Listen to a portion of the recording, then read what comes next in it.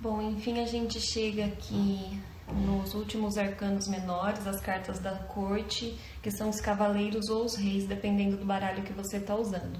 Mas é a energia da corte, né, a energia masculina madura, que se contrapõe ao príncipe ou ao pajem. Essas cartas, obviamente, né, têm a energia masculina de decisão e poder, porque são reis ou cavaleiros, são cartas do elemento fogo. Aí no Cavaleiro de Paus, a gente, pelo tarô mitológico, a gente tem o mito de Teseu. Teseu, ele entrou no labirinto, enfrentou um minotauro, conseguiu sair do labirinto com a ajuda de Ariadne, né, que ficou segurando o novelo de lã. Ele pegou a ponta do novelo e entrou no labirinto. Para sair foi só ir recolhendo o novelo e ele voltou para a saída. Teseu, ele tem muita energia dinâmica do fogo, porque é fogo do fogo, né? Por ser uma carta de elemento fogo e os reis também têm o elemento fogo, essa energia é muito dinâmica, de força de vontade, então, e de conquista. E aí, nesse caso, é tanto a conquista amorosa quanto conquista material, conquista em todos os seus campos.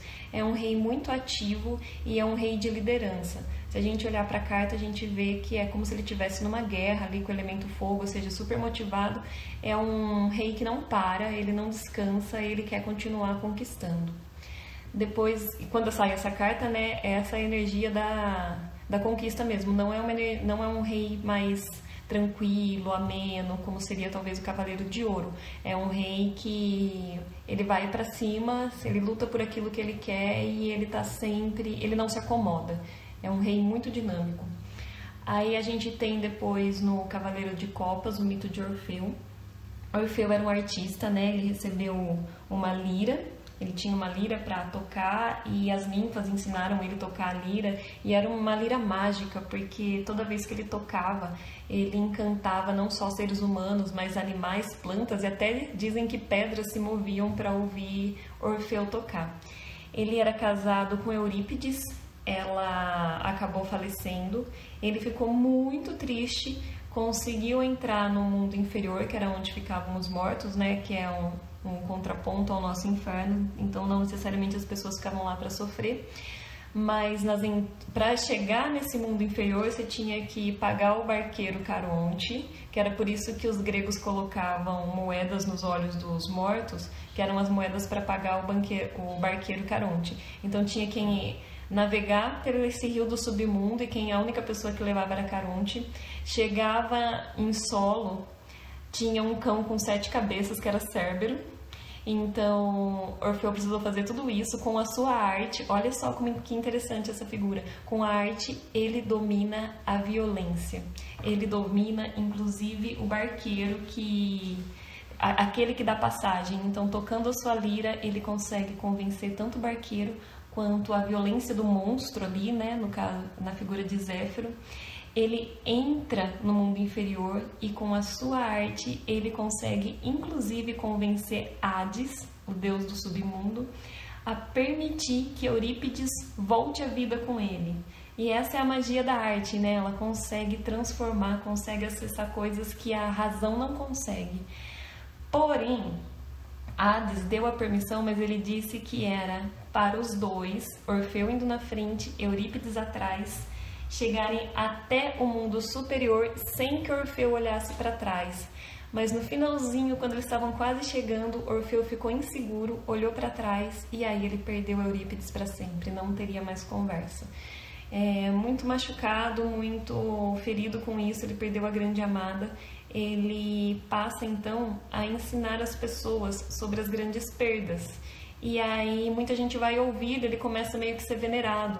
E o deus Dionísio, ou Baco, né, que é o deus do vinho, ele fica enciumado e manda alguns seres mitológicos matarem Orfeu. Eu não lembro o nome dos seres. Então, Orfeu, ele tem essa figura da pessoa altruísta, do grande artista, de quem consegue acessar através da sensibilidade da arte, acessa esferas que a razão não alcança Então é uma pessoa que consegue convencer através da arte, através das emoções, através até de figuras inconscientes. Quando aparece o Rei de Copas, é essa figura sensível que é altruísta, mas ele consegue fazer a gente ter uma visão e às vezes até mudar nossas opiniões através de um mundo muito mais amplo, de percepções mais amplas que a arte consegue acessar. Depois a gente tem o Cavaleiro de Espadas, pelo tarô mitológico seria o Rei de Espadas, e eles usam o mito de Ulisses. Ulisses é o esposo de Penélope, a rainha, que é, não lembro que rainha que ela é. Enfim, é uma das rainhas aí que eu acabei de contar e já esqueci. Acho que era a rainha de paus, né? Bom, enfim.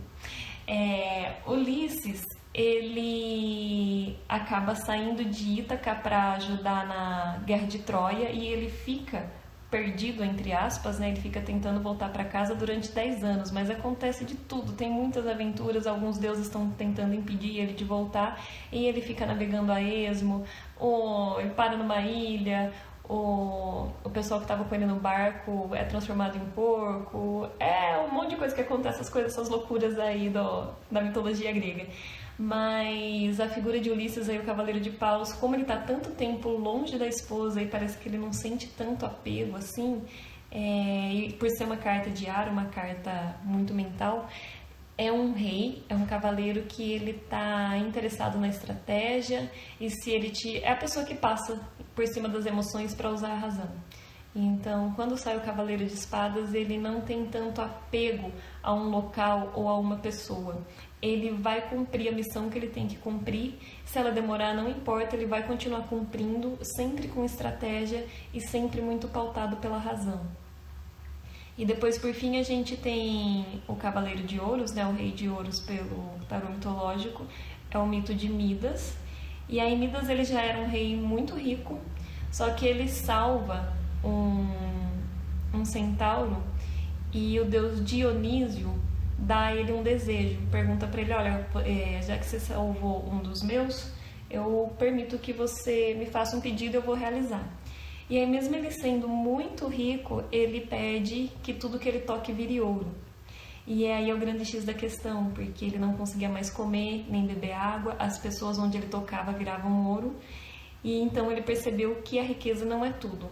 Aí ele sofreu muito, quase morreu de fome, quase morreu de sede, mas no fim das contas ele recorreu ao Deus e Dionísio falou para ele tomar banho num rio X lá, e ele tomou esse banho e ele voltou a ser uma pessoa normal. Mas ficou a grande lição, né? Então, o mito de Midas ele faz referência tanto à ganância, o quanto ela pode ser prejudicial, mas também como tudo que ele toca vira ouro. Essa carta pode estar se referindo a uma pessoa que tem muito tino para os negócios, né? Quer dizer, até a gente tem essa expressão, né? O toque de Midas, o toque de ouro, para pessoas que onde põe a mão, aquilo que ela vai fazer, o negócio se transforma, cresce e prospera. Então, esses são os arcanos menores. Fechando aqui, eu vou começar a falar sobre os arcanos maiores agora.